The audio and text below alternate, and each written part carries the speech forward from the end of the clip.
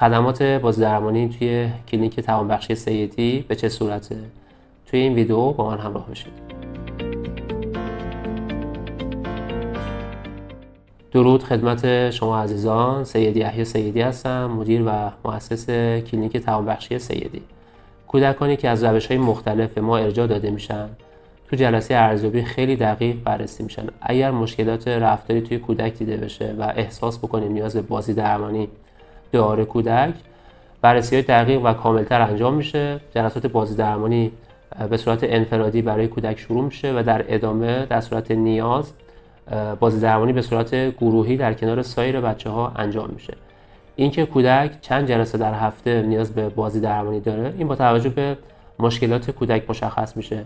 جلسات بازیدرمانی به صورت انفرادی و گروهی هستش. جلسات 30 دقیقه تا 1 ساعت ممکنه طول بکشه، بستگی به سطح همکاری کودک و مشکل کودک. درمانگرای ما توی کلینیک توانبخشی سیدی کودک رو حین بازی بررسی میکنن.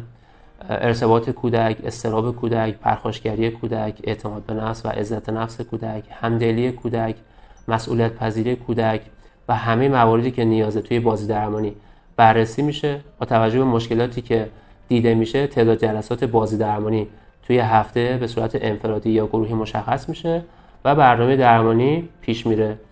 ارزیابی دوره‌ای داریم. کودک بعد از اینکه مدتی بازیدرمانی انفرادی یا گروهی رو دریافت کرد، 2 ماه یک بار، 40 روز یک بار یک ارزیابی مجدد انجام میشه و پیشرفته کودک به خانواده گزارش داده میشه.